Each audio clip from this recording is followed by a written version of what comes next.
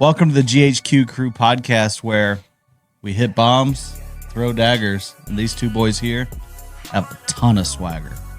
That was really good. I nailed it on the first try. You really did. I never nail it on the first try. Debatable.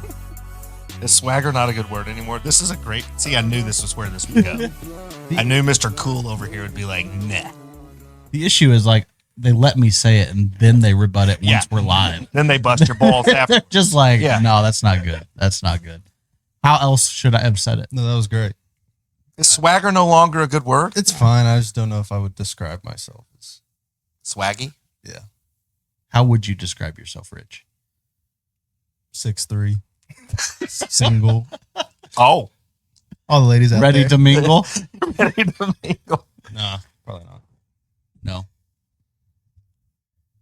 Did we start the episode? We're starting. Yeah. Hey, guys, welcome to the GHQ Crew podcast. This is going to be a good episode because not only do we have two amazing golfers on the podcast, we got the reigning city champ, a previous city champ, and then a repeat city champ. Rich, have you won it twice? No. Oh. Okay. Just So one of you have. just one of the ones in the hot seat have won it twice. So we have none other than Davis in the hot seat, the reigning city champ. How are you today? I'm doing well. How are y'all doing? Doing good. Good deal. Yeah, feeling good this morning?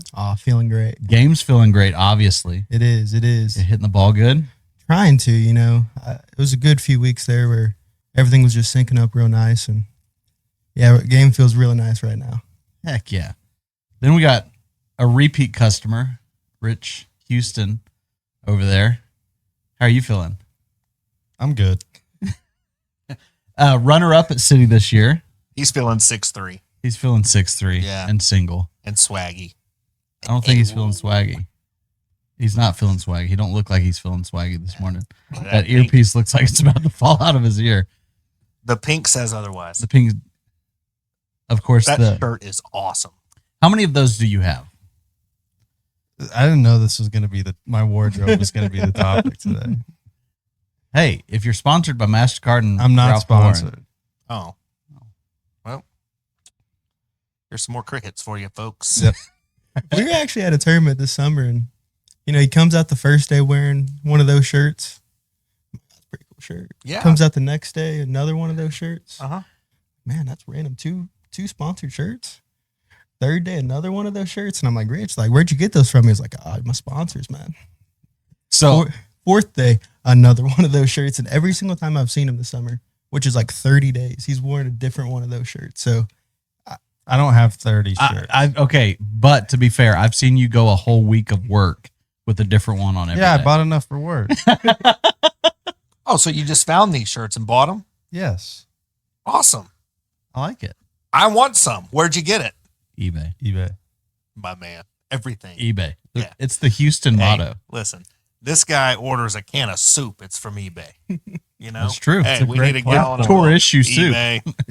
It is. Circle T soup. It's the alphabets. So here's my question for you. Was it about a year ago? When did you head up to Wyoming? about a year ago. About a year ago. You were in here, and listen, man, I always had respect. You're a good player, obviously. You went to MC. But I'm sitting here watching these war hooks you were hitting.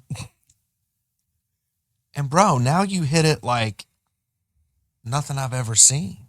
Yeah. I just feel like that your transformation over the last year has been unbelievable, man. And to that point, congratulations, man. It looks as good as I've ever seen it. Wins a city title this year. Give us those rounds again. I know there was like a 65 in there somewhere maybe, or go ahead. 65, 67, 67. There we go. Come on. And first off, I just got to say shout out to you, Jared. He, pretty much my whole bag has been fit here at golf headquarters. Every time I come in here, they give me something nice. But yeah, being from West Texas, hit it low, hit a low draw, wind doesn't touch it. And then you get onto like some harder, like Division I golf courses where you really have to keep it in play. Fairways are soft, so you have to hit the driver higher. Rough's thicker, so you have to be a bit more straight. And the greens are really firm, so that low hook, I couldn't hold the green with an 8-iron. So I really had to like transform my game, and really went through a big growth process over the last year that I really think has helped me become a better golfer. Even now, when like I come back to West Texas. Sure.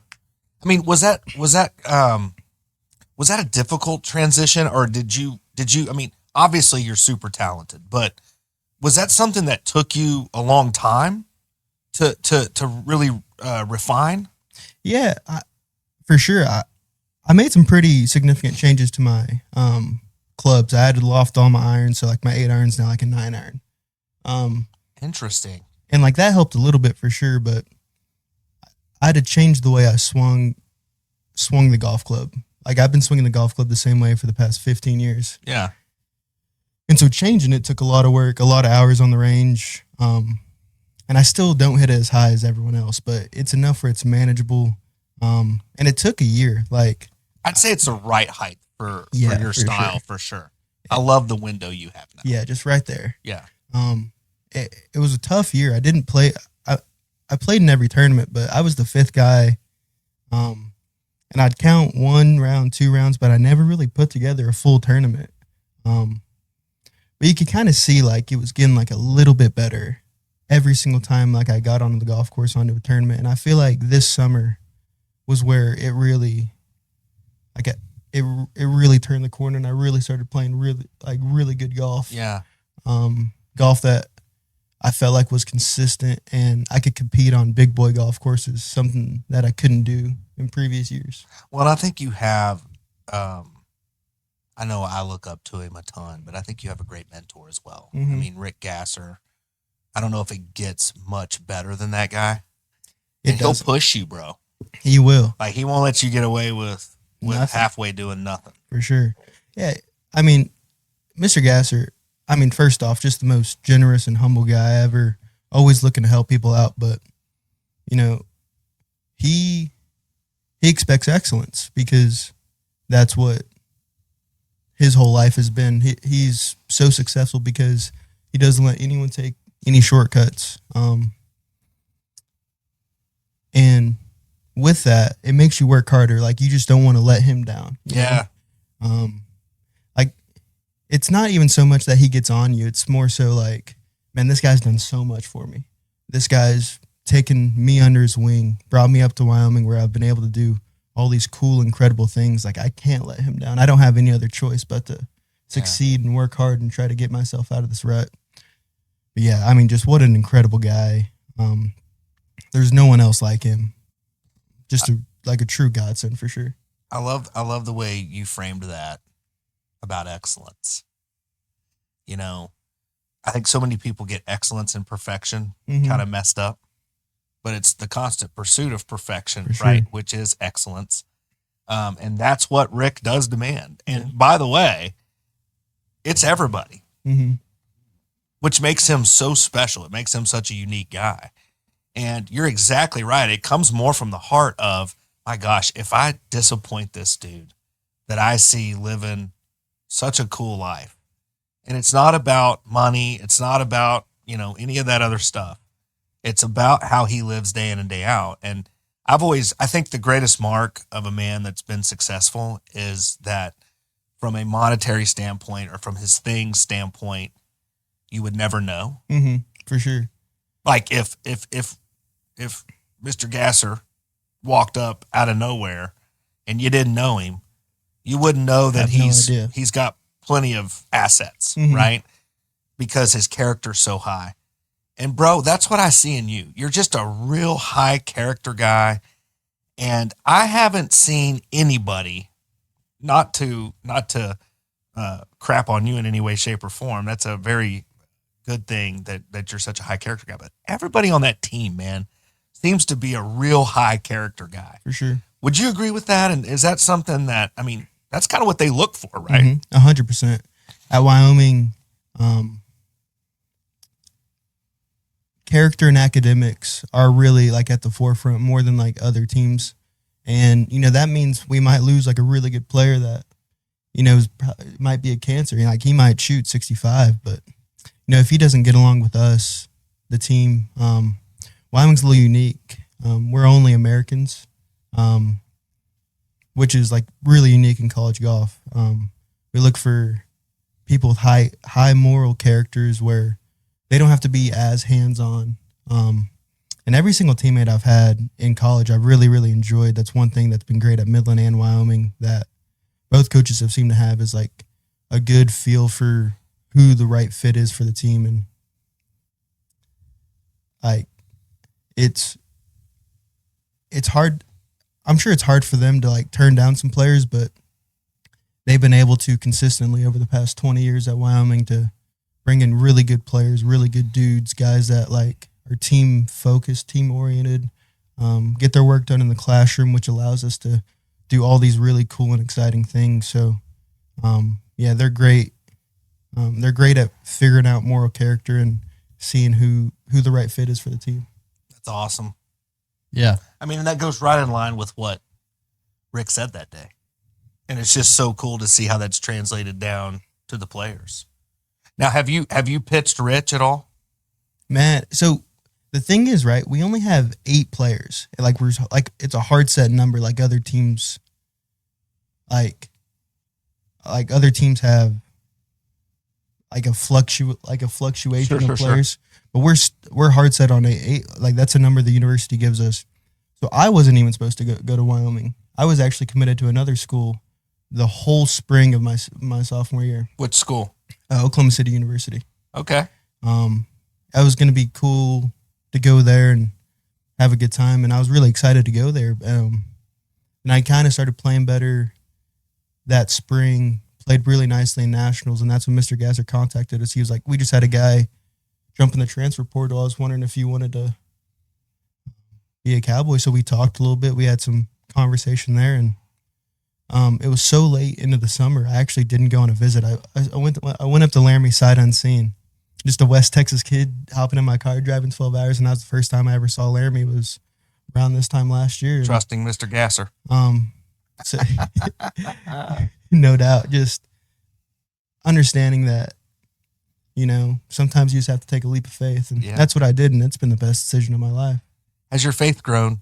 Yeah, for sure. With him? Well, especially being around Mr. Gasser, right? Just a truly devotional person, like a person where it feels like he has no problems because he entrusts all of his problems into the Lord. Mm-hmm. And just seeing that and seeing how just righteous his life is and strong his devotion to the Lord is, it just really makes you want to embody that in a sense, And I went to a Christian high school, but I wasn't by any means a super religious person. Where did you go? Trinity. How did I not know that? I'm a Trinity Charger. Baby. Me and Who'd you Richard- play with? Was that Escamilla. So you played with Austin. Austin. And then Who's the Aspen other and kid? Allie. Keep coming. Alex? No. McDonald? Oh, Chesley. Yes, sir. Chesley. Was Yeah. he on that team? Yeah, he was there my freshman and sophomore year. Interesting.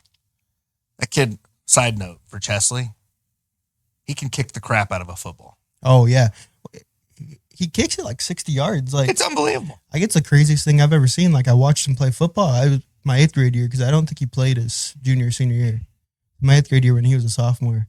He made a 55-yarder in 6-man football. Yeah. Where kicking a field goal is not that easy. You only have 4 guys blocking. Yeah. He got about a half a second to get it off. He kicked a 55-yarder to win. And I'm just holy smokes. This is the craziest thing I've ever seen.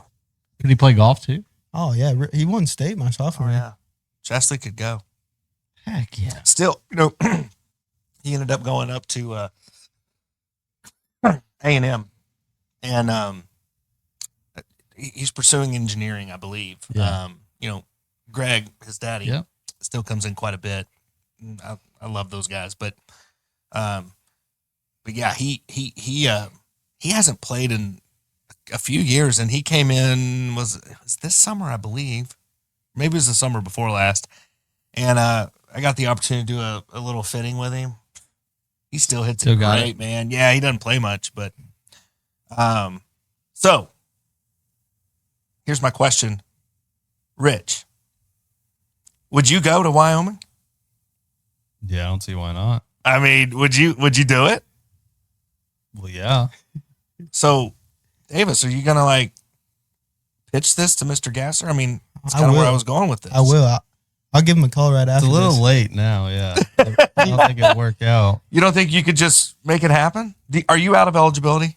I'm gonna be, yeah. Yeah, The issue is we have 5 seniors this year. Yeah. So, bro. and we only have 8, so we're losing. Oh shoot. Okay, so, So- you have 5 seniors, so they're in, and then you only have 3 underclassmen. Yeah, so we had to bring in. So we had a freshman from last year will be a sophomore. We had a JUCO guy who's going to be a junior. Then we have 1 freshman. So for 2025, it's going to be a whole new squad basically. 5 seniors leaving. Yeah, I mean just the bulk of the squad. You know, Yeah. Bro, we're out. talk to me about that kid that was in here. Your teammate. Patrick. Patty, Yeah. man, talk about just an athlete. So Just an athlete. correct me if I'm wrong, because I was trying to tell the guys the story, and I think I meant to bring it up when we had Mr. Gasser on here, and it was such a cool conversation, and it didn't go there at all. But bro, is it true that guy's been playing like legit playing for like 2 years? No, I think it's been a little bit longer than that. I definitely in high school, but redshirted as he came to Wyoming as a freshman. He played football and basketball in Othello, Washington, so he wasn't golf specific till he got to college, and then redshirted his freshman year, and then played at Wyoming and pretty much made every single lineup his freshman, sophomore, and junior year. Now he's gonna be a senior, but just a dude that's an athlete. This But past he didn't play much in high school. I don't. That's how I yeah, understood. yeah, for sure. Yeah, I don't believe so at all. So, you know, 'Cause it's definitely. a hilarious story. Like Mr. Yeah. Gasser was telling me about how they told him to send a recruiting video. He sent a football highlight. Yeah, he sent him returning a punt or something. Yeah, they. Is that not crazy, Rich? Hilarious. Yeah, he sent like he returns this. Something I would do. Yeah, he exactly, took the punt to dude. the house, and So I'm saying you're kind of a fit, you know. Rich would fit right in. I need to get him up to Laramie. We'd have a ball. Well, I know that like that was something that you spoke about before, Richmond. Like one of the biggest, things for you was kind of that relationship on the team. And you said you found at this new school. Where are you at now? Lubbock Christian. Lubbock Christian. No. Houston. You went to Houston, Yeah. and that UHV. wasn't as good, right? And then you transferred. Yeah. Yeah, I was trying to put all the Yeah. but the camaraderie that you had at MCS was kind of a big deal, right? That was kind of a big thing to you. At Midland College? Yeah. Yeah, at Midland College. We were all boys. Did I say MCS? Yeah. Yeah, I didn't mean to. I meant MC. Yeah, we were all boys at Yeah. Midland College. It was like 12 or 13 dudes, and all of us were like bros. Yeah. Tighten it. Yeah. It'd be like going on a trip every 2 weeks with your boys from high school. That's pretty Yeah. much what it was. Yeah. And living together as well. So it was eating together every meal. Like you become a family pretty much, I guess, for lack of a better term. That's kind of what you have there. Yeah, I mean, I figured it'd be tough to replace what we had at Midland. Just at MC, I don't know if I'll ever find anything like that of just 13 guys, just all best friends. If you wanted to know how many people you can fit in a Midland College dorm room, it's about 13. Yeah. That's Yeah. that's probably, I've heard it's more. I mean, I would like to see them try. 13 pretty good sized dudes in a Midland College dorm is about the limit. Just hanging out, playing flappy golf, which was a wild phase that we had there. Wait, hold on. What is flappy golf? It's just This the phone is app. great. It's a phone game, so it's like you could play like, you could like sync all of them up and play like 10, Oh. like It's- everyone against everyone, just mayhem. Just Your golf ball's like a bird. You just have to like fly around obstacles, and it's a race to see who can get in the hole first. And we would sit there for hours. Isn't that funny? That's awesome. just hours. Now, like every day for hours. Also, it's like a Was this remake just of for Flappy fun? Bird. Yeah. Okay. Same concept. Sort Gotcha. of, yeah. Was this like just for fun, or Was would there we some- get a little bit of There's no Done. gambling. dinero involved, or? No, but it was pretty cutthroat. You know, I didn't want. Oh, it caused a lot of problems. Man, you know, I didn't want to lose to Rich here, and Rich was dominant. I mean, like he was the Michael Jordan of Adam floppy had guys. it. Yeah. Adam figured out the two finger, the double tap spam to get the quick start. and then Sam McKenzie. Shout out Sam. I don't think you're watching this, but if you are, No, he had an iPad, which is like such a large advantage. Oh, because he had the bigger screen. Yeah, he had the bigger screen, and like you could like some. There's like two. There's a left. There's a backwards and a forward pedal, and well, it's like they're pretty small, like on the phone, but on the iPad you can just get a name on it. And I was like, this has to be like illegal. Like, there's no way we can allow Well, this. to certainly happen. there had to have been an argument. Over Oh, this, for sure, right? several. well, Sam was Mr. Yeah. Screen, so Yeah. like we'd be on golf trips and like iPad, laptop, phone. We got Twilight, phone call with his girlfriend because they're watching the movie Twilight together. and then some other show that he's actually watching secretly on his phone or on a laptop.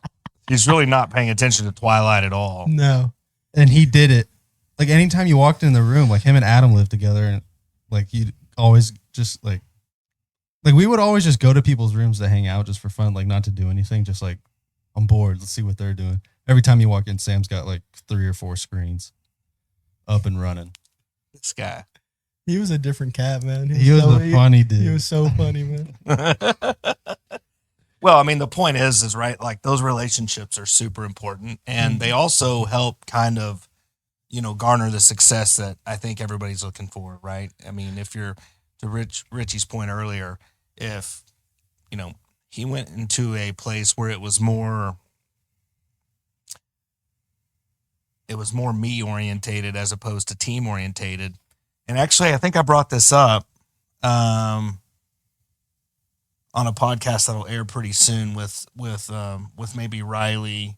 Yeah, it was Riley when Riley was on from Garden City. And Yeah. we talked about, dude, this is such a unique game from several perspectives. But when you look at it at the high school level and the college level, man, that team aspect is super, super, super important. And you're seeing this new trend now in high school. Get you guys to weigh in on this.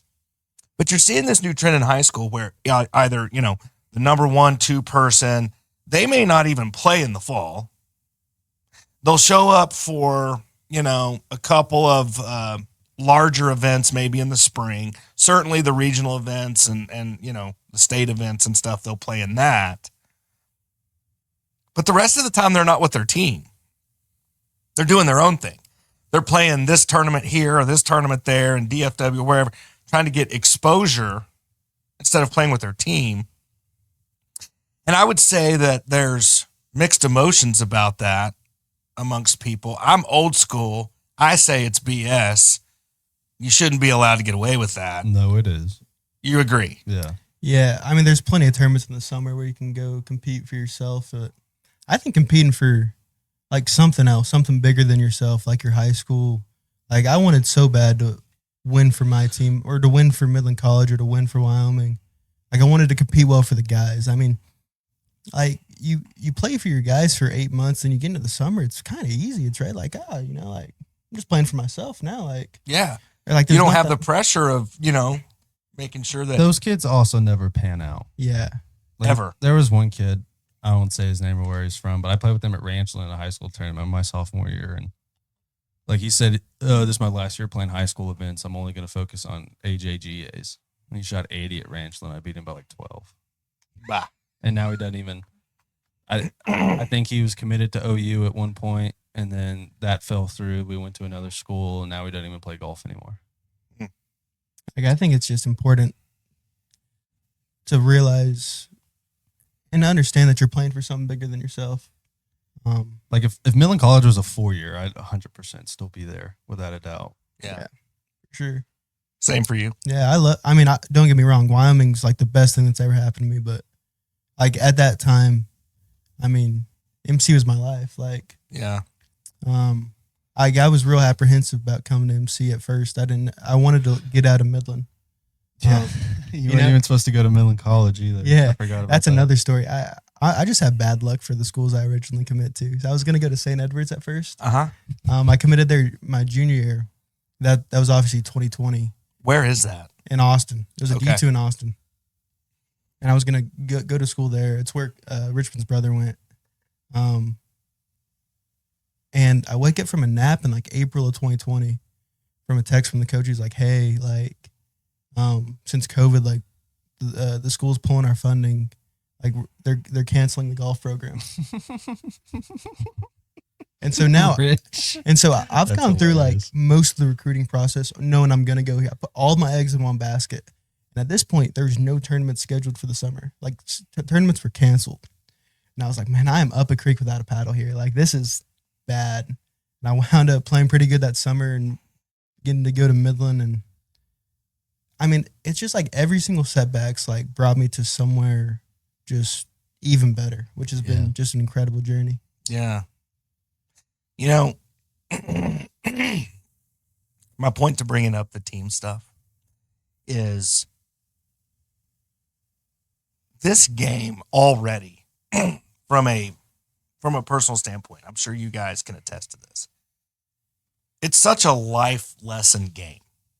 You know, my dad would tell you if he was sitting here right now, man, I wish I'd have been playing this game since I was little. You know, he didn't find golf until like his 40s. You know what I mean? And he was like, wrestling, football, all the stuff that I did was useless. Like, I mean, certainly some life lessons learned, so on and so forth. But what golf can teach you as a whole, and the integrity that you have to have, and the character that you have to have, and all the types of things, the control, the mental control, all the stuff, right? Like, it's such a life lesson game. But dude, I think what gets lost so much is the beauty of a team aspect. There's a lot to learn. You know, God kind of designed us that way. Absolutely. To need community and you know, stuff like that. And what I hear you guys talking over and over again about is just the experiences of, you know, hanging with the boys, playing flappy golf bird thing, whatever that is. And then, you know, what were y'all talking about earlier about the putters, you know, having tryouts we had 30 some odd putters in the dorm. I wasn't that many. So me It and was Rich probably were about rooming. 15. Yeah. 15 putters. We had a huge putting mat that like scaled the length of our dorm room floor. And he'd stand on one side and I'd stand on the other. And we'd pick out a putter, be like, let's see if this one works. Nope. Grab another one. Mm-hmm. We finally figured out one that would work, and we'd use that one in qualifying. Then it wouldn't work, obviously. So we'd bring it back and do another one. And it was just like the best time. Like, that's just the thing about being on a team is the memories that you like. At Midland, we won a lot of tournaments, you know, and we've had a lot of good finishes individually. We've had a lot of good team finishes at Wyoming, and those are a lot of fun. Don't get me wrong, but the best times are like just in the hotel room with the boys, you know, just hanging out the dorm, hanging out at Wyoming. We have a house. Dinner. Yeah, just dinner, you know, just being together. Yeah.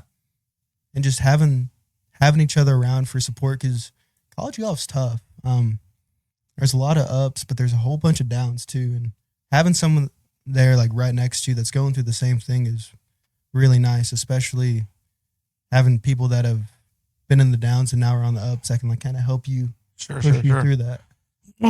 Tell me about this, because this is kind of where I was hoping this conversation might turn, because I think there's a lot of people, specifically young people, that have started to tune into this, especially with, you know, the Andrews teams on here that we've had, and obviously the state champ Riley, and now, you know, awesome city champ and Division I player, right?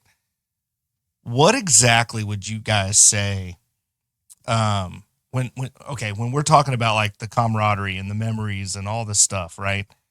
You started mentioning the ups and the downs, you know, kind of that support system. Number one, what are those ups and downs?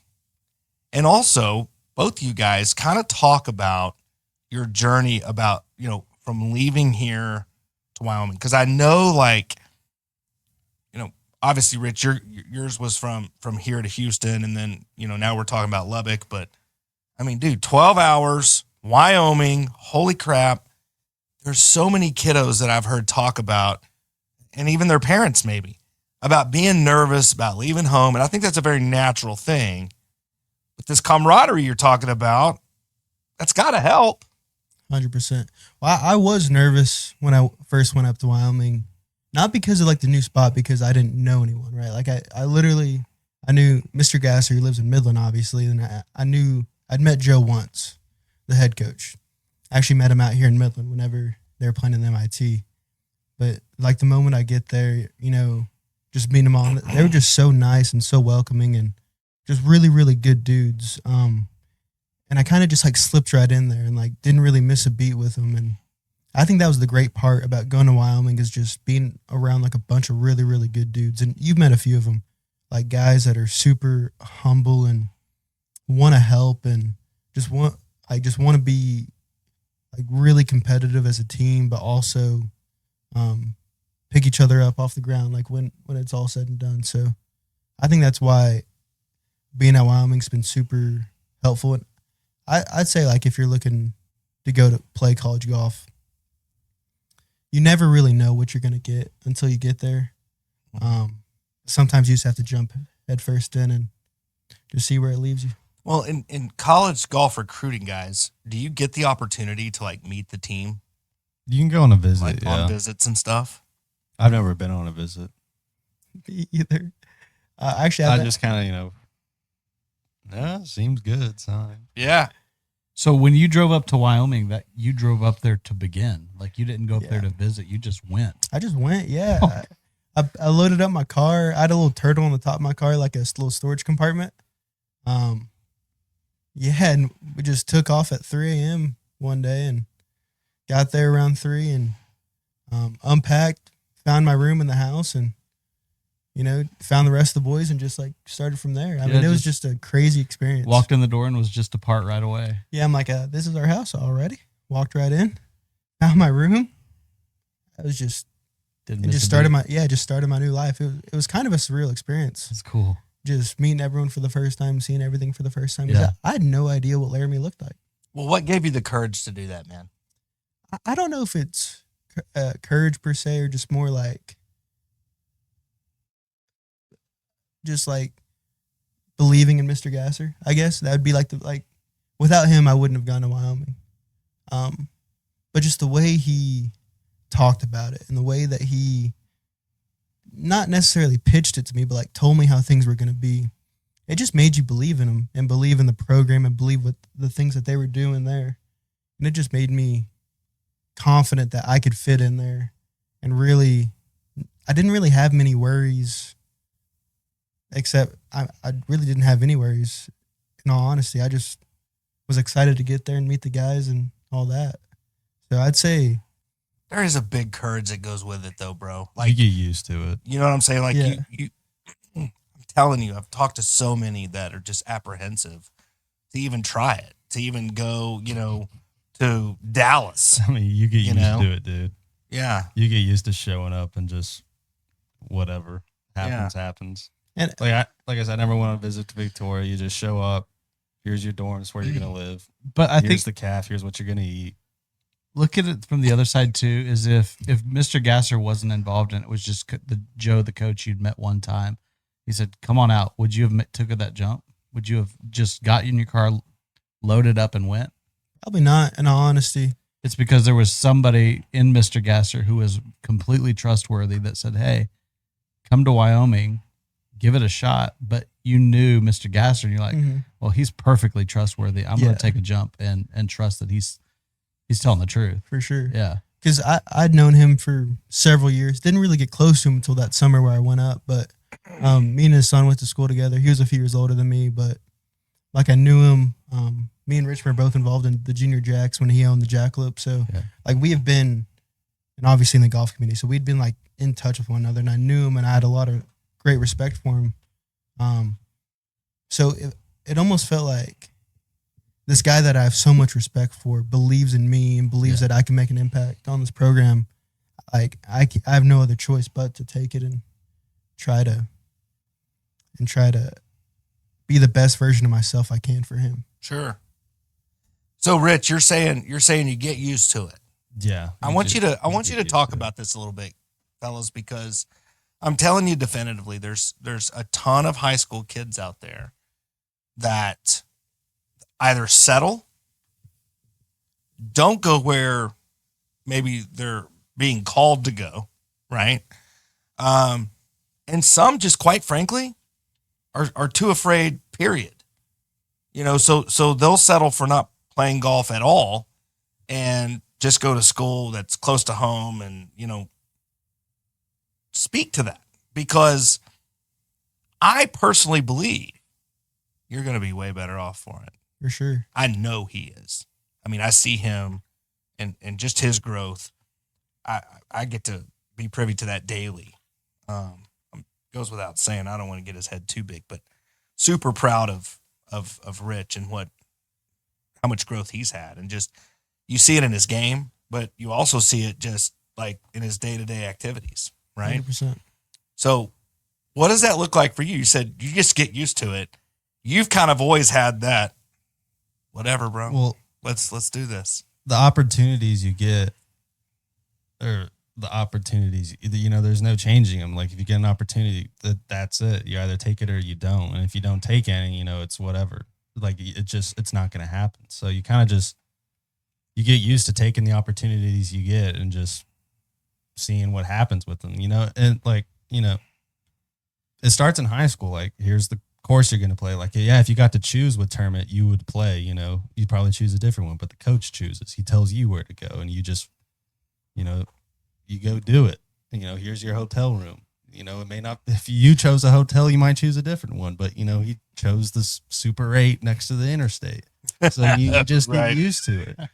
Yeah. Like, That's a true story as well. Yeah, I did say like, it a Super it's 8 like- interstate. yeah. And Ranger, Yeah, Eastland. Oh, jeez. Wow. Right Yeah, next to no, the we were going to a Mexican golf restaurant. tournament. Yeah. Super We- Eight's not very nice. Our coach's son was the coach at Ranger. Our coach's son was the coach at Ranger. So we just stopped on the way to our tournament in Waco and stayed at a Super 8 in Eastland. And a lot of the foreigners is their first tournament. So like the first hotel they're stopping at, it's a Super 8. And, and then we go Nowhere to Waco. go but up for those guys. Yeah. Then we go to Waco, and like the course is just an absolute. I mean, I would have rather played Hogan. And you just get, but there's a tournament. There's people playing golf. There's points. There's rankings. There's exposure. And you just do it. you just take it. And, Yeah. you get back to the college after the tournament, or coach chooses where you eat. So you got to eat there. You get back to the college. They're not serving the meal you like at the calf. Well, then don't eat. Yeah. You just get used to Yeah. like being a collegiate athlete, especially before you get into college too. Like you only get so much, and you just have to take whatever you can get. That's what I'm saying. Like, you get an offer, you may not get a whole lot of offers. Say you only get one. You'd be stupid to not even try. Yeah. And you get so much, I guess, like thicker skin, just, Perseverance. yeah, just, and like Right. you're talking about like the ups and downs, like, coach is going to do something to piss you off, or you're going to play bad for a little bit. It just happens. You just got to go with the flow on it. Yeah, but I think to your point there, Rich, what you're really saying is you can either sulk and be a baby and Oh yeah, there's plenty of opportunities to complain. to your point, you can complain, fail, sulk, not cope with the issue, so to speak. More importantly, not persevere. And you will fail. Yeah. But that failure is really on you, isn't it? Yeah. Or, I mean, the worst thing you could do is not even try. Yeah. So, That's a failure as well. That's the biggest failure. For sure. Yeah, like to Rich's point, being a collegiate athlete really proves whether or not you love the game. Because there's plenty of times for you to, or if you don't love it, it's not for you. Because we didn't have it great at Midland. With hotels and tournaments and courses that we played in, things like that. But every time me and Rich talk about it, it's like of the highest regard because it was the best time of our lives, you know? Like, Yeah. it's just about accepting the opportunity that you're in. And to go back to your point of people not even trying to, I mean, life's too short. You might as well just take the jump, you know? Mm-hmm. Like, head first in, and if it doesn't work out, it doesn't work out. You know, we can Yeah. try something new, but I think what gets lost in today's world, especially, young people forget they're young. Like, to y'all's point, just dive in, just go for it. And you're young, so you can screw up or it could not pan out. And guess what? You'll have something else you can do. Why? You're young. You got plenty of time to figure things out. But how in the world would you want to miss out on the relationships that you guys have? I mean, for all intents and purposes, you guys are 12 hours apart at any given time. And you guys pick up right where you left off when you see each other. for sure. You know, I mean, it just speaks to the bond that you guys formed. But, you know, Rich, to your point, man, I just love your attitude about that because, brother, that's life. There's going to be, you know, whatever you aspire to be, whether it's a professional golfer or, you know, a doctor, a lawyer, a retailer, or this or that, right? There's going to be ups and downs. There's going to be adversity. There's going to be things that are not comfortable. They're really not adverse. They're just not comfortable, right? Super 8 motels on the side of the road in the hood with probably roaches everywhere or whatever. I mean, that's kind of The how AC units were I bet those were gold. I mean, just so loud. Tommy. So loud. Richie was in the room next to me, and I could hear it like it was in my room. It I was was staying with Tommy. He's from Denmark. And like I said, it's the first hotel he stayed in America. And the AC just like every 5 minutes kicks on. It's just, you know, that god awful like wall window unit that's just, it sounds like some jacked up Challenger cold starting in the winter. Just right in front of him. And he's like, I want to go home. But then he did go home and then he came back because he missed it. Yeah. Well, you know, you guys have been privy to a lot of those guys that Oh, yeah. come from overseas. What a leap of faith for those guys. Oh, yeah, absolutely. It's a big culture shock for me. Yeah. But it's kind of like you don't get to choose your opportunities. You get the ones you get and you take them or you don't. Yeah. And you just take whatever comes with that. Yeah. And that's one thing that's why a lot of the dudes from overseas are really good at golf because they understand, like, I only get the opportunities I get. So you have to take them. Yeah. And they're like, I don't care if I'm playing Sweetwater Country Club where we're playing lift, clean a place nearest grass. Or if we're playing Odessa, you know, like a really nice track, like we're playing golf here. We're lucky to be able to have this opportunity. Like it always could be worse, you know? Like we could be I always say like after a bad round, like we're lucky to be playing golf every single day. Like we could be out in the oil field in 105-degree heat just working. But we're playing golf, you know? Like there's so many worse opportunities in the world. For sure. Yeah, and you know, with more of the foreign players, like you speak of, and I think again, this is why golf's so unique, and I think the team aspect of golf is just sometimes forgotten or lost in translation, right? Of the importance of it, bro. Imagine those guys coming to MC, and you guys just being a bunch of me's, not a bunch of us's. Mm-hmm. Yeah, it'd be a tough spot to jump into. Yeah, bro. It'd be impossible. Mm-hmm.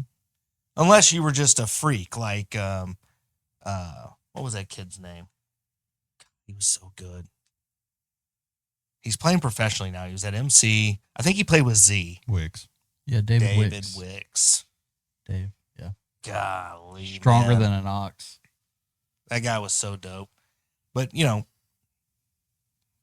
he was just insanely talented. Yeah. You know, I mean, he could have gone anywhere, but again, he embraced and embodied that team spirit. You know, he was an awesome guy. Well, you're forced to at Midland, which is kind of like you're living with, you know, the teammates. You're eating every meal with them. If you're someone that the rest of the team doesn't want to be around, like you're gonna find out, and it's not gonna be fun. Yeah. You know, In what way? Like No one's gonna sit next to you whenever we eat lunch. You know, your Hitting roommate's with a never gonna pillowcase be in full the of soap bars or what? What do your y'all do? roommate's never gonna be in the room because he's gonna go to other people's rooms because Yeah. he doesn't want to hang out with you. It's just gonna be a lonely experience, and you're gonna end up leaving anyway. Yeah. And internationals are painfully blunt. Like they'll let you know how it is, which I kind of like. Interesting. Yeah. Fair enough. Yeah. So that's why we didn't have any issues really at Midland, is because anytime there were issues, I mean, those issues got brought to the forefront immediately, which is like just another thing why, like that's why Midland and Wyoming like are two really, really great spots, is because there's no secrets, there's no backstabbing, there's no talk like other things where a team might fall apart. Like these guys are just good, honest people, and I think that's why being on a team is so important. So Clinton usually, I kind of stole his shine because he usually starts out with a cool question like about how you got started in the game and so on. How long have you been playing? Let's say 6. Let's 6 say years old. 6 years old. I mean, Did your daddy play? And Yeah, so grandpa and the whole thing? Or? my dad started playing when he was in high school. He played at OHS, and then he got into coaching. He coached football and soccer at Odessa High. Came to Lee and became the golf coach. Then Odessa High was the golf coach, and now he's back at Legacy rather, as the head golf coach. Lee. It's Lee. And so I just always kind of went with him to the golf course. I really didn't like it that much. Like hockey was always my first love. Like I always wanted to be in the NHL. When I was 8, I for sure thought I was going to be NHL bound. So that's kind of a connection you guys Yeah, have. that's where we first met. We played hockey together. So do y'all know the Voiles boys? The who? Jonathan and Jordan Voiles? Oh yeah, yes sir, okay. yes sir. I don't know them, but I know who they are. Yeah. Did y'all ever play with in hockey with Jace? What's his last name? Oh shoot. Miller? No. No. That was No. Hunter. Uh-huh. What is his last name? Oh my gosh, why can't I think of it? Kuba? No. What'd you say, Davis? He was out of Odessa and went to Permian. Yeah, he played with my brother. Yes. Jace. Boyle. Boyle. Oh, I know who you're talking about. Bolden. Yeah, his dad was the coach, I think, Yeah. for my brother's travel team. So He ended up playing golf. I think college yeah, bro. ball. Yeah. One of the craziest. So I got the privilege of getting to work with him back when I was still teaching, and when he came to me, bro, he hadn't ever even really picked up a golf club. He was a hockey guy, and I mean you could see it, but like he just had this natural ability. He was a freak, and he was just raw. You know what I mean? And we were up against it. I mean, he wanted to play at Oklahoma State. There's never a time I'm going to look at a young man or a young lady and say, you can't do what your brain's telling you want to do, right? Like, if you want to play it, let's go. We just got to put the work in. And I watched this kid grow in 2 years to just unbelievable. But it all started with this hockey background. Did that help your golf game? Yeah, well, I think it's just like originally like being on a team, like, and obviously it's a physically exhausting sport. So I don't know if it helped like the physical tools I needed to be a golfer, but it definitely helped like the mental toughness aspect of it, because playing hockey is such a grind at all times. So I think it helped in that aspect. Like it helped develop my mental toughness a little bit that you really need on a golf course. I've just never met. I have not met. So I've never seen a sport where it's feast or famine. Former hockey guys either are horrific players, can't keep it on the planet, or are decent players and just ball strike the heck out of it, or become really good players, right? Mhm. So like, Yeah, hockey guys, it seems like ex-hockey guys end up making the best players. yeah, is it kind of an impact thing though? Like way or- better than baseball. Like ex-hockey sure, guys yeah. are way better than ex-baseball I would agree with players. that. Well, that impact's right there. Like for baseball, Or maybe tennis guys. Tennis guys are usually pretty good too. Oh yeah, tennis for sure, the eye hand stuff. But was there something in hockey that just helped y'all with impact? Well, Like, what is it? No. Well, the impact in that transition's kind of like they're both on the ground, whereas baseball's kind of in the air and you're trying to like time it up perfectly. So what you see in a lot of baseball players is super open and that golf ball just kind of goes hard right. Like they hit it really hard, Yeah. but it's hard for them to control it just because the lower body motion's a lot different. Yeah, you definitely cover a whole lot more, like the chest relation, like wrist or slap. Like you definitely like get on top of it a lot more. Whereas Yeah. baseball, you kind of just swing out of your shoes almost. That's a fun thing we didn't talk about when you were on the first time. What? How dope of a baseball player you were. It's Like whatever. you know, He threw heat. opportunities there. That's an interesting discussion. Do you wish you would have kept playing? Yes. Would you rather be playing baseball than golf? I don't know. I honestly don't know. He can pitch a ball, bro. It's unbelievable. It's stupid. Used to. Now I throw 80 poo now. Yeah, but I don't think people know how amazing he was. Like, just in here jacking around. Yeah, with that little soccer ball. It's so stupid. He was He throwing. make it Yeah, he was throwing a little knuckleballs the other day, Yeah. and the ball wasn't spinning at all, but it was doing this through the air. Yeah. So how fast could you pitch it at one point? Well, I mean, I quit when I was 12, 13, 14, 13. Yeah. When I was 13, I probably threw like 72 or 73, which from the shorter mounds, that's really fast. Yeah. And then I didn't, I quit for 5 years until I started playing again my junior year, but I didn't touch a baseball that whole time. So like the time in my life, I'm growing like 7 to 6 inches. Like I didn't touch a baseball. So I came back and I only threw like 81 or 82 in high school, but I still had my sinker. So I was still decently effective. Deadly. So what about like, how do I want to say this?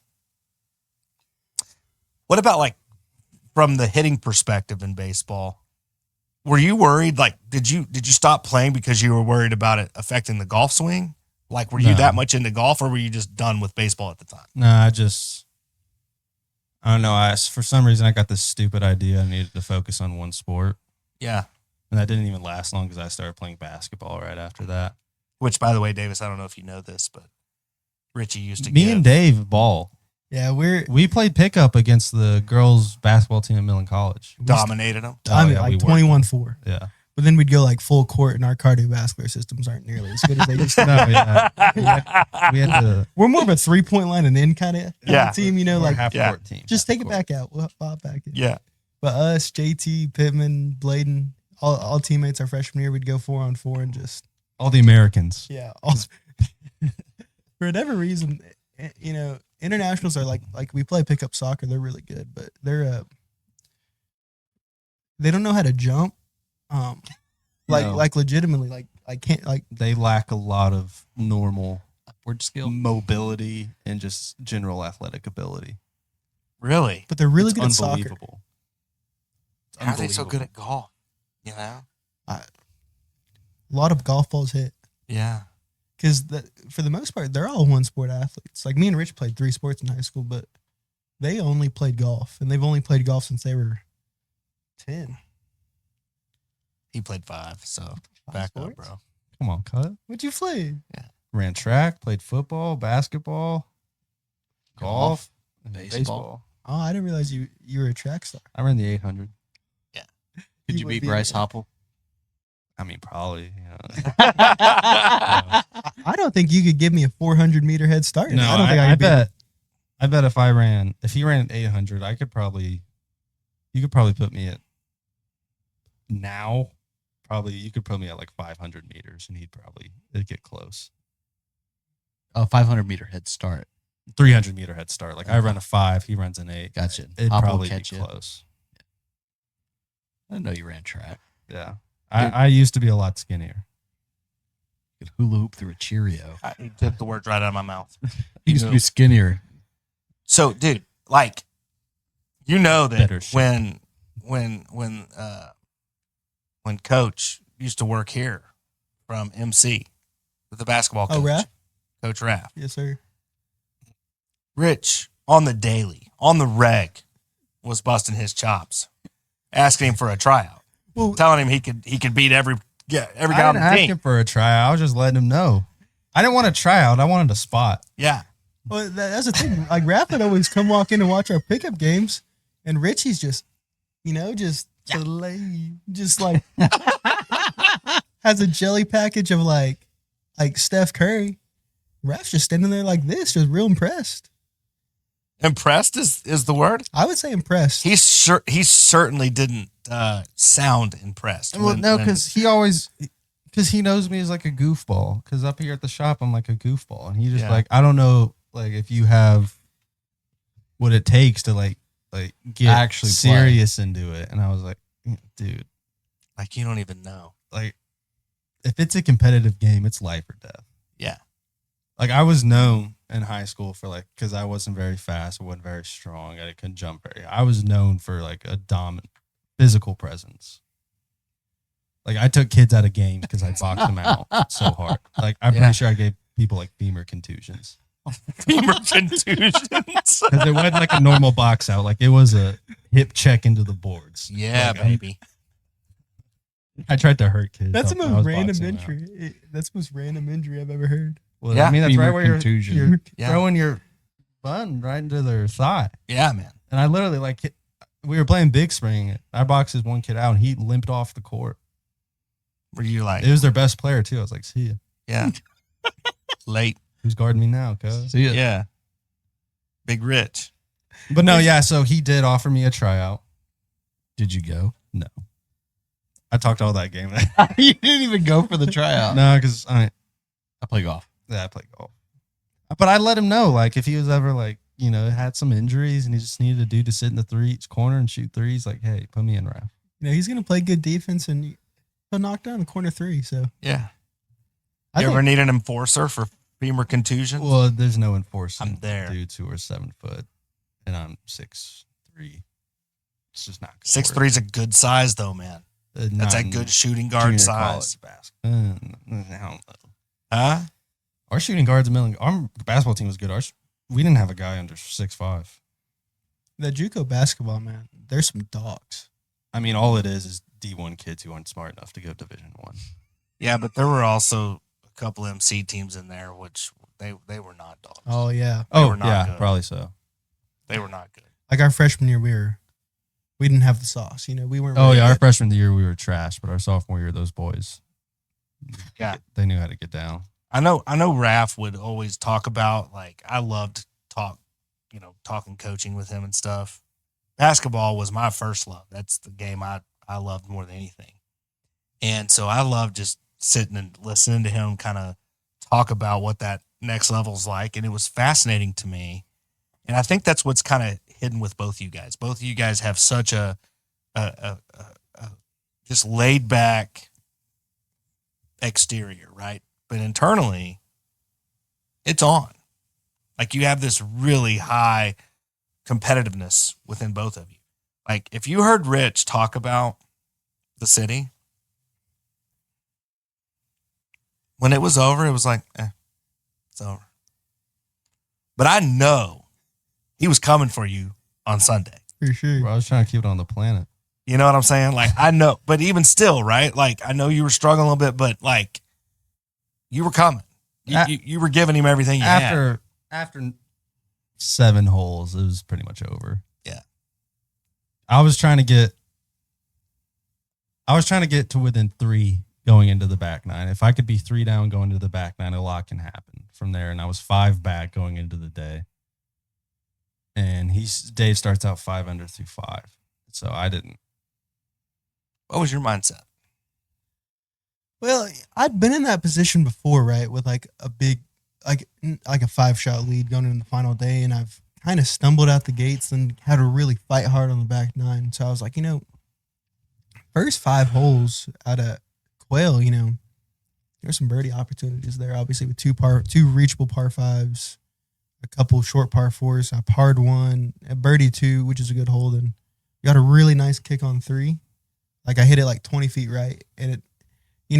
It just took a Hogan bounce 90 degrees left to like 3 feet from the hole. Planned it. And then eagled 4 and birdied 5. So it was kind of just one shot at a time. And once you're once I finished those 5 holes, I was like, ooh, that was pretty nice right there. So, I mean, I think this is interesting because, again, I don't remember which podcast it was, Clinton, but we talked about the individual part of it, you know, playing yourself essentially versus playing the competitor.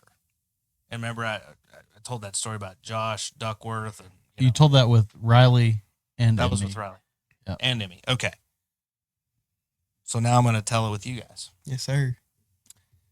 In my brain, competitively, and I think both of you being multi-sport athletes, Mike could understand what I'm saying here, and I'm really curious, like, what your mindset is on this, because obviously it's fresh on your brain. You just did it, but I always had this debate with a buddy of mine in high school, and long story short, to keep it condensed here, our debate was always about, like, he was like, bro, you can't think about all the other people.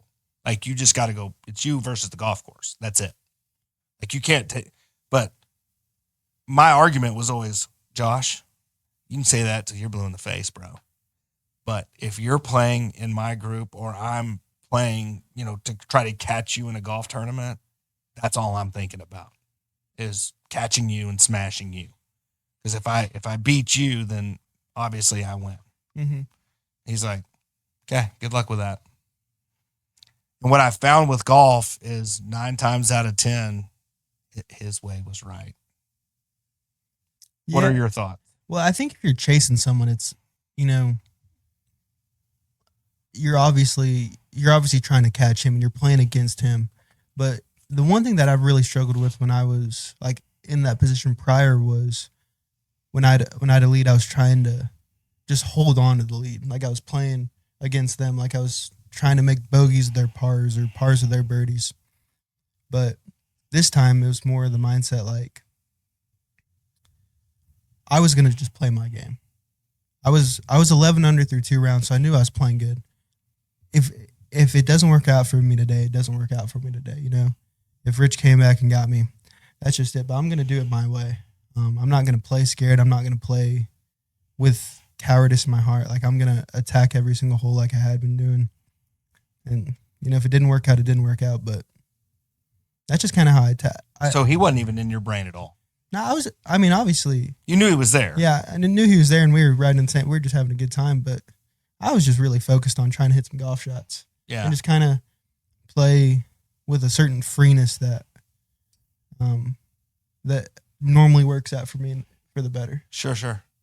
What about you, Rich? What's your mindset on any given scenario? There's a time and a place, right, to like really go at someone. Like obviously, like 17th hole, you're 1 shot down. Like he hits it 10 feet. Okay, like now we need to try and stuff it. But for the most part, you're playing your game, especially over the course of like a 36, 54, 72 hole tournament. Like there's a time and a place to push, but for the most part, you're going to be playing your game to your strengths. You're not going to be really trying to force anything. Depending on the course, you know, if you go out and you're trying to make birdies to like get in front of people or catch people, it's usually going to bite you in the butt on most courses. But my mindset for most tournaments is really just to play my own game, which is, you know, take out left side of the course, middle of the green, and towards the hole, like not be short siding yourself, and then, you know, easy up and don't botch, easy up and downs. If you got a hard up and down, just get a putt. You know, don't get cute with it. Don't make doubles, trying to make pars, just all that, you know, stuff. And then that usually just takes care of itself for the majority of the tournament. Yeah. I think that's sick advice, dude, the way he framed that. For from for anybody aspiring to be a great player, but also for the younger high school kiddos, right? I think that gets lost so much. I think they just try to do too much. The one that was interesting in there that you said was, when you short side yourself, just get a putt. Yeah. So really what you're saying there is don't try to do too much. Well, especially if you look at like tour averages, right?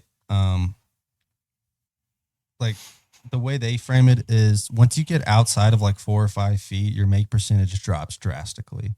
So if you can't if you're not absolutely confident you can chip a ball inside 5 or 4 feet, there's no point even going at it, because the way like the analytics see it, like 6 feet's a whole lot worse than 4 feet. The way the analytics see it. And I know that's not necessarily true, but like just from make percentages, that's the whole deal. So if you can't like get inside 4 feet, Don't force it. yeah, don't mess around with it. Yeah. That's interesting. My basketball coach used to tell me, like, only make one mistake at a time. And Absolutely, yeah. and taking that into golf, you know, like what Wow, he said, that's great advice. like don't make double trying to make par. Like, there's such things as good bogeys. You know, Yeah. we can manage bogeys, but doubles are round killers. Especially 1-round tournaments. If you're Yeah. playing a 1-round tournament, you make a double, you're pretty much done. For sure. You know, we all make 5 birdies a round, but who's gonna make one bogey and have a bunch of really good par saves, and who's gonna make 2 doubles and 3 bogeys and shoot 75 and be trunk slamming all the way home? You know, it really is just make one mistake at a time, and if you do that, you'll be really good at golf. So give us a scenario there that, you know, kind of draw that up for the people that are at home, you know, and their rounds live with double bogeys and stuff, right? Like there's a lot of people that watch this that, you know, might be 20 handicaps or something like this. What advice would you give them to reduce those scores just on this mindset alone? For sure. Well, we can take it from a couple of different scenarios. Like, let's go off the tee. Like, if you hit into the trees, the amount of times I hear amateurs say, "Man, I can hit this shot," and wound up hitting 4 trees and kicking it farther back in the gunch. Like, sometimes punching out, leaving yourself a good number in the fairway, which eliminates 6 most of the time, it gives you a decent chance at 4. And the worst you're really going to make is 5. When if you hit it, try to punch it out, now you're fighting for 6, and 7 really is on the table there. Then into the greens, if you short side yourself, you know, that's a mistake. You know, we can't be short siding ourselves, but that's a mistake. And then trying to like flop one and wind up duffing it, then you have the same shot right back at your feet. So just things like that. Like, take your medicine. When you're in trouble, get out of trouble. How do short sides happen most of the time for you guys, for better players? Firing or pins. Just Yeah. trying to get at one that you shouldn't be going at. Yeah. Or just like double crosses for me. Like, Yeah, bad shots. yeah, just poor shots. But I've hit a lot of good shots that wind up being bad. You know, trying to attack Yeah. a back flag, and then you're just in a horrible spot. Yeah, I think that's so interesting though, man. Like, because so many amateurs just don't get this. Like, one of the things you said about getting out of the trees, leave yourself a good number. Like, I would say most of the time, amateurs are trying to advance it as far as they possibly can Mm-hmm. to get it as close to the green as possible, right? What does that look like for you from the trees? Are you literally sitting there going, you're not even looking at the green at this point? No. What you're saying is, okay, where can I hit this ball? Right? Obviously, if there's an opportunity, if there's an opportunity to hit it at the green, you'll take it, Mm-hmm. right? But I'm saying, like, you're tree locked, right? There's no shot. I mean, you got a 10% chance to get through there. Now, to your point, a lot of amateurs can't really delineate what that percentage might For be, sure. right? They may just say, okay, I'm one of them. But you hit it out of the trees. What's a good number? 100 yards? So it just depends on where the flag. So if it's a back flag, I'd prefer to have not a full swing in. To kind of control the spin a little bit. Kind of attack it with a little lower ball flight, so I'm able to use the green. But if it's a front pin, you kind of want a fuller number, because you want to be able to hit it high with a little bit more spin, throw it behind the flag. So when you have like those kind of like a good number, it's a good number to avoid the short sides to better attack the flag. So obviously with a front pin, you're trying to attack behind it, and with a back flag, you're trying to attack in front of it. So for me, like 95 yards is a really good number for me. It's a full 60 degree, and I can kind of attack all middle and front pins with that. Interesting. So a front pin placement, your mindset is, I got to get it behind the hole. Yeah, behind the hole for sure, because the last thing you want to do is try to play it try to play too cute, like you wind up giving yourself 70 yards where it's not a full swing, then you wind up trying to be too cute with it, and Leave it short. leave it short. And then now you're chipping and you're grinding for 5. What about a guy like me that?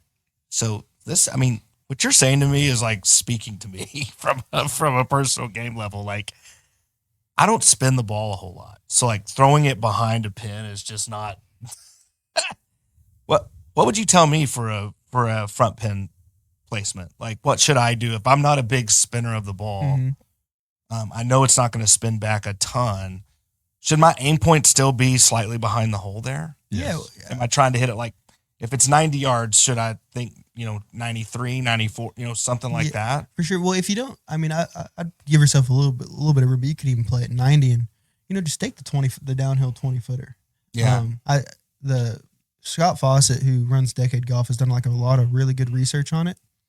And the make percentage on a 20 footer downhill and a 20 footer uphill are about the same.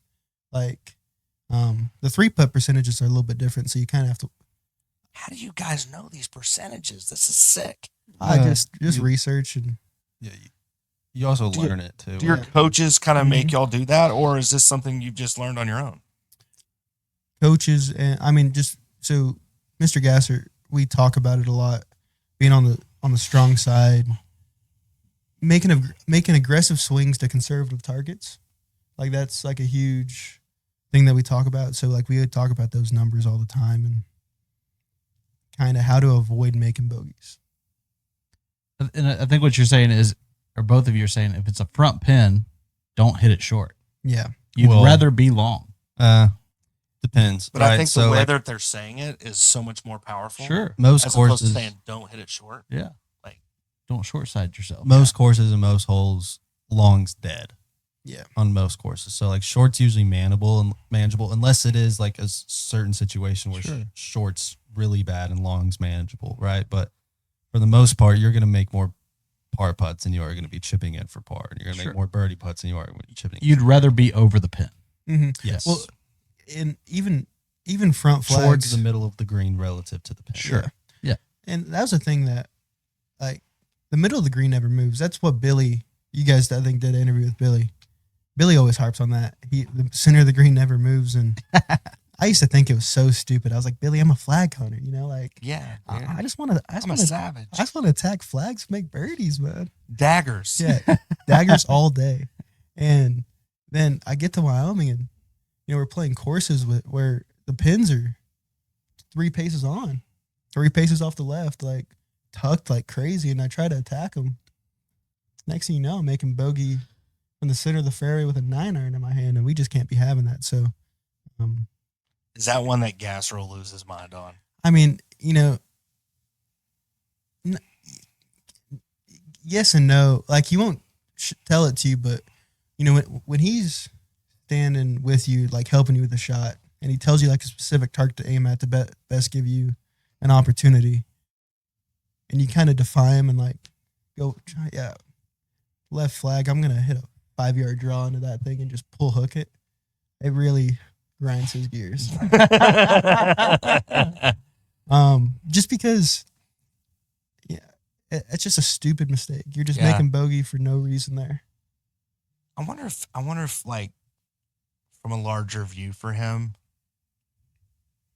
I mean, that's almost counterintuitive to pursuing excellence, right? That's pursuing pride as opposed to excellence. For sure. It's probably what grinds him more than anything. Well, especially because like everyone wants to have so many 5-footers for birdie, but it's those 15-footers that it's like, that's where it really started turning around for me. Is like, I felt like I could only make birdie from 5 feet. Then I started working on my 15 to 25 footers and started making a few of those around. And like, that's where it's like, oh, I don't have to constantly be hitting the 5 feet in order to make birdie here. I could just keep on giving myself really, really good looks from 15 to 25 feet, because the odds of me making a 15 to 25 footer are only marginally worse than me making a 10 to 15 footer. So it's like, interesting. So more conservative targets, but aggressive swings to them. Yeah. That's wow. Yeah. Once you get outside, like, I think it's 8 feet, everything's under 50%. Interesting. Dude, that's some gold for people watching this one. That is That's incredible. It's wild. The thing that my dad always taught me when I was growing up was hit your tee shot to not make bogey, hit your approach shot to make par, and then you putt it for birdie, you putt to make. Like, get off the tee and play. All right, say that again. Hit the tee shot to not make bogey. Okay. Hit your approach shot to make par, Okay. and then you putt to make for birdie. Yeah. There's trouble, go the opposite way, hit it in the middle of the green, and try to can it. Yeah, dude, I'll never forget the day we were playing at OCC, and it was number 10 on the links. This hole, for those that don't know, was the number 1 rated difficult hole on the Nike. What was it? Nike The Couture. Corn Ferry back. in the Corn day. Ferry, Nike. Yeah, Yeah, it was number 1 nationwide. Number 1 on their tour, most difficult hole there is on that tour. And it's brutal. There's OB right. I mean, but you got to hit it a mile right, which I've done. And then there's a massive little pond lake thing that just encapsulates the whole left side of the hole. And I watched you literally aim it in the middle of that lake and just peel it off the lake right into the middle of the fairway. And I thought, how in the crap did you even It's not the first time that's been done. think of that? Like, what is your mindset there? Is that I can literally always hitting cut a away from ball. it? I can always cut a ball. Okay. I am 100% confident anytime I don't want to go left, I can make that happen every time. Draw is not the same for me because I'm not a natural drawer of it. But I can sit on the range and you can tell me, make sure this ball cuts. And I might slice it, Sure. but I can hit 1,000 balls in a row and I will not hit a single draw. And that's just, I mean, most decent players are like that. And they don't really ever think that way. They always think, okay, well, I'm not going to hit a 20-yard cut because that's like kind of a slice, and slices are stupid. That's what bad people hit. And they won't do it. They're so obsessed with hitting it straight. If you hit a ball straight, your target's twice as small. Right? You got a 30-yard wide target. You know you're going to cut it. You can aim left. You got 30 yards right to work with. Or if you're aiming if you're aiming straight, you only got 15 yards each way. So genius. My brain just exploded, dude. It makes so much more sense, though, when you say it that way. Well, yeah. So if you're working at a certain direction and you know you're going to work at that direction, it's the target's twice as wide. That's exactly right. Yeah. Yeah. That's why y'all are so good. Yeah, like I am down the center of the fairway and push trot.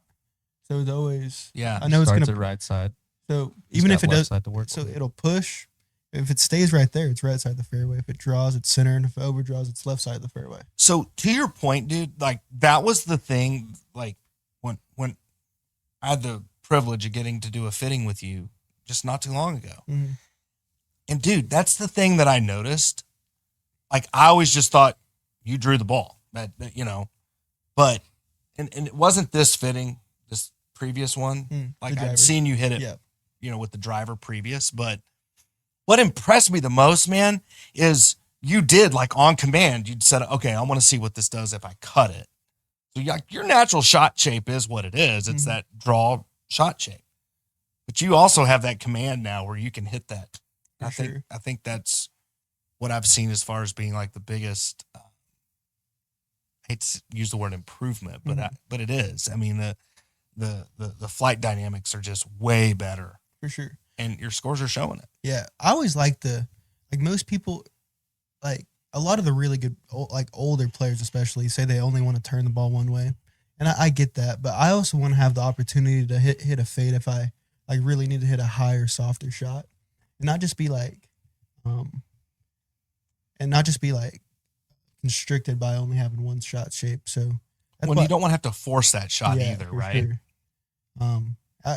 I feel pretty confident with my ability to shape the ball both ways, and I think that's the thing that a lot of like young junior players like need to hear is like really focus on your ball striking. Like let's not just hit balls to hit balls. Like let's set up some targets on the range and like really focus on trying to work the ball one way or the other. And because if you're just hitting balls to hit balls, that's not practicing excellence, you know? Yeah. Especially in today's game, like short game's always been important, and it probably for a long time will remain to be important, but it's definitely losing some of the value it had. People are just trying to hit a lot further now. Well, I mean, look, it's Scotty was one of the worst putters on tour for a year and won a lot of tournaments in a row. $30 million.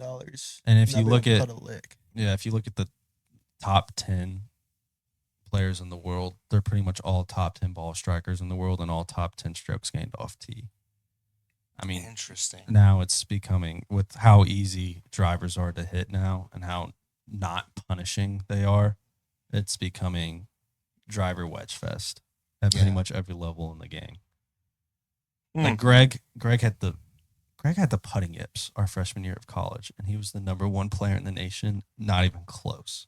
Just hit it to 5 feet all day. You're good. You're bound to make one of them. Dude couldn't make. I watched that dude miss so many 2-footers for birdie. He just beat the living crap out of me every day.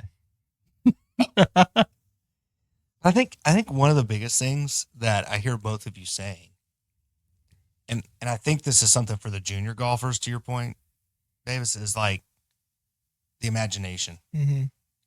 And Rich, this is the biggest compliment that I can think to give you in terms of like just your creativity, bro.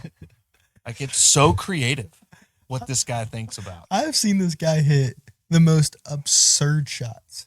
I saw him on #2 at Rancho. There's like a little tree. And if you guys know #2 at Rancho, you know there's water in front of the green.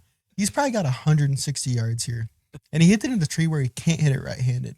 But it's on the edge of the tree so he can whack it left-handed. So he flips over a 7-iron. And I'm thinking, he's just going to have to like chip it out in front of the water.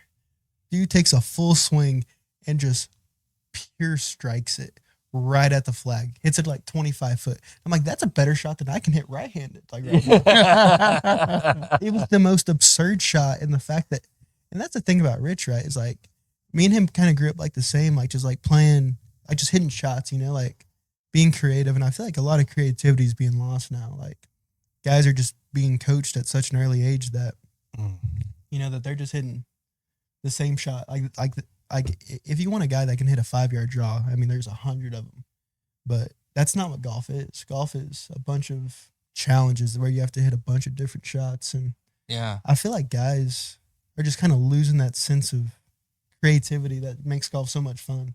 Just a whole bunch of robots. A lot of that's equipment too. Yeah. The equipment doesn't really allow you to be that creative anymore. You know, they weren't playing those Adams Apex irons back in the day. Yeah, baby. They didn't grow up with that Titleist velocity.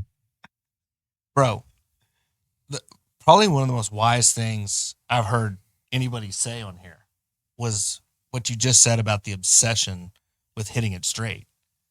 I mean, we see that literally on a daily basis, like just picking themselves apart in there because it wasn't just dead straight.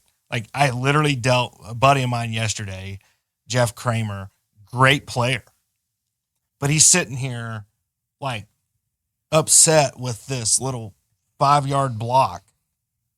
I mean, it was literally just off the line by like 5 yards. I'm like, bro, that's literally just release it and it's going to do what you want it to do. He starts doing it and just beating the crap out of it. But it was this obsession with, I want it right on that line. Like, if it moves this way or this, like, I no, it's got to be right on this line. Dude, that's so brilliant. It helps me kind of see it different too, right? Like, some of my slices or war hooks were good. Absolutely. They were really good. You just aimed wrong. Yeah. That's right. Just aimed wrong. I just gotta aim for it. All right, Davis. I like to ask this question. What is your favorite moment in golf ever?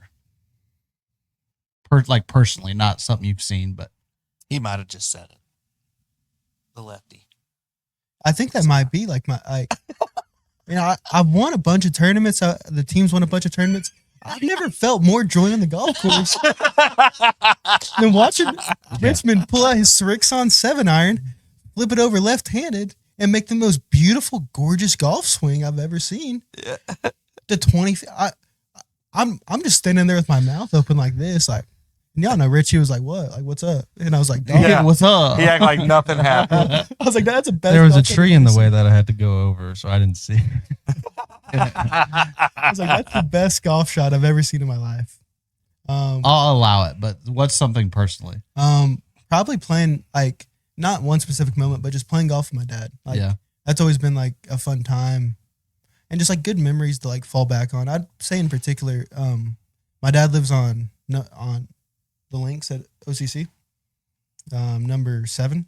So we'd always like walk out there, like right when it was dark, like 8:30 in the summer, where we'd have like 45 minutes to an hour of sunlight left and just chip, putt, and just kind of like, and we'd always finish her off with a putt to win the Masters, a 5-footer to win the Masters. And so now anytime I feel pressure, like it just kind of takes me back to like those moments where we had like all those good times and, That's cool. just really, really good memories.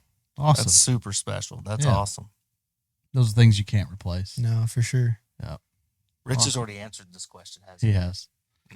I can't wait till I have a son. He's going to be on Project Tiger. I mean, he's going to be a special. He's going to Yeah. be a special player. Yeah. I think what you just said about Rich a second ago is one of the things that makes him so stinking special. Mm-hmm. As a player and really just as a human. We can all learn a little bit from just watching him on a day-to-day basis. Just his demeanor is just right Learn here. what not to do. No, bro, you don't have like these big highs or big like. He's the type of guy that if he made a 1, you and I are the type of guys. Shirt may come off. I mean, for we're sure. running around. I'm in the pond. Yeah, I'm with you. And by the way, if you do that while I'm playing with you, we're both swimming, baby. I mean, we're gonna share the glory together. He's gonna be like, that was pretty cool. Rich. That's it, right? For sure. We were playing at the Firecracker at Rangeland, and was it hole 6 was the first chip in? No, 3. No, number 3. So like 3 is a scramble at this point. He takes the pin out. It's a short little chip, and he's practicing. He duffs the ball in his practice swing. It goes flying back. He moves it back up, chips it in. He's like, we get to 6. Yeah. And we all missed the green, but we're just off the green short-sided, and he pulls the pin and does the same thing, duffs it on his practice swing, moves the ball back, chips it in. He's like, what is happening now? There's like no real just holy crap emotion. It's just It's that face right there. right there. Yeah, just That's what I expected. it is what it is. That was the best part about living with Rich too. It's just like the constant good vibes. Like Yeah. nothing was ever too majorly bad. No. We just good vibes all around. Yeah, it's I think it's a huge deal, man, because I know for me, I do it almost daily. I let small things that really at the end of the day, they don't matter. They don't matter. And Awesome. he does such a good job of just staying right here. That's not to say you're a robot and you have no emotion. I mean, you do care about things, but everything's relative. It's just right here. Yeah, and it's so freaky playing against Rich for like money or for like in like the city when he's just cool, calm, and I'm like, Rich, like, come on, man, Yeah. like show a little bit of emotion now. Please. Yeah. Well, I mean, were you trying to talk any smack in the cart? Like, were you trying to get him going at all? Like, No, I any think- head games, anything? No. It's like the moment like we're just in the cart together, like we could be in the city or just like playing around at MCC. It's like just the good vibes are back. Dude, know? you get used to it. Like playing so much college golf, like constantly qualifying against like your friends. Like that's like your future. Like in order to like seize your destiny, I guess, or Yeah. like succeed in the future, you have to beat the crap out of your friends Mhm. Yeah. to like have a chance to even do it. Like you just kind of get used to it, like being in really competitive situations with your friends. Yeah. Yeah. And it's like no hard feelings or anything because he's trying to beat the crap out of you too. So There's a professionalism, yeah. for sure. really, about it, That's so cool. What a great episode. Mm. Davis, thanks for being on. Thanks for having me, guys. Rich, thanks for being on. You're I And could talk to these two all day. I know I it, really it could could. go on all day. Reigning city champ, previous city champ, and you're going to go at it again next year, I suppose. 2-time Odessa city champ. Oh wait, You won that this year? Yeah, so I just won my third in a row in Odessa. Oh, 3-time Odessa How champ. did we not know that? 3-time Odessa champ, Yes, sir. It's not as 2-time. it's not as It doesn't matter. big deal. 3-time as Midland. Odessa champ, 2-time Midland champ. Yes, Did they sir. play that at Ratliff? They do at the Rat, which I must say, if anyone's watching, the Ratliff Ranch is a great golf course now. Whoever the greenskeeper is out there, and Jesse, their head pro, has done a lot of really, really good work out there. I'm putting Unpaid Ratliff on. promos. I know. Ratliff. Well, they lost. It's their one of my greens. favorites. Yeah, They lost their. They did. They They- lost. they lost their greens and They have to hold that mic. yeah. It's my bad. It just no. You know, screws. Ratliff did lose their greens, and it was in rough shape there for a long time. And now it's really good. Now it's really good. Mike's broke. right, Episode's you're over. Oh, No. there we go. You're good. All right, 3-time Odessa champ, 2-time Midland champ, and there'll be a battle for it next year between you two again. So Yes, sir. thanks for being on. Good luck this year, guys. Wyoming and Lubbock Christian. I hope y'all have an awesome season, and I hope y'all win a bunch. And thanks for joining us. These episodes air every Friday night, 9 p.m., and we hope you will join us on the next one. Have a great evening. We'll see you soon.